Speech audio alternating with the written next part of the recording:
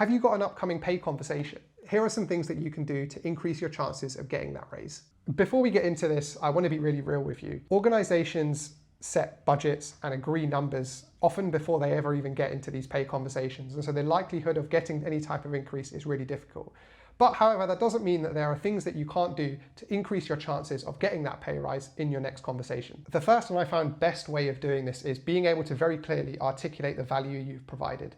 I used to do this by setting an hour in my diary on the final working day of every month, where I would sit down and it would be reflection time for me, where I could sit down and go through what I have achieved in the past month, what I have delivered, what value it is that I've delivered either to myself, a customer, or a client, and be able to get supporting feedback of that. So when it came to a pay conversation or when it came to a year-end conversation, I had all my evidence all ready to go as soon as possible. Secondly, study the performance of the part of the business that you're in.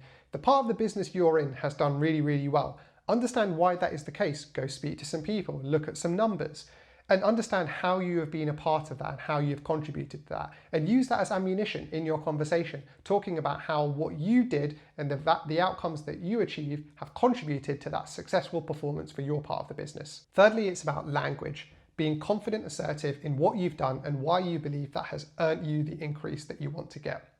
When these conversations inevitably sometimes don't go the way you want, it's very easy to get angry and frustrated with them.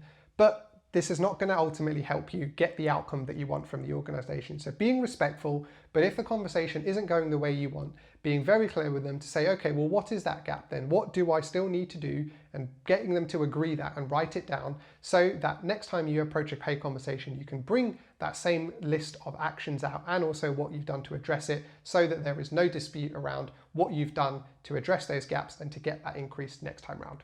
Good luck in your pay conversations. I hope you get the outcome you want. Let me know how it goes in the comments.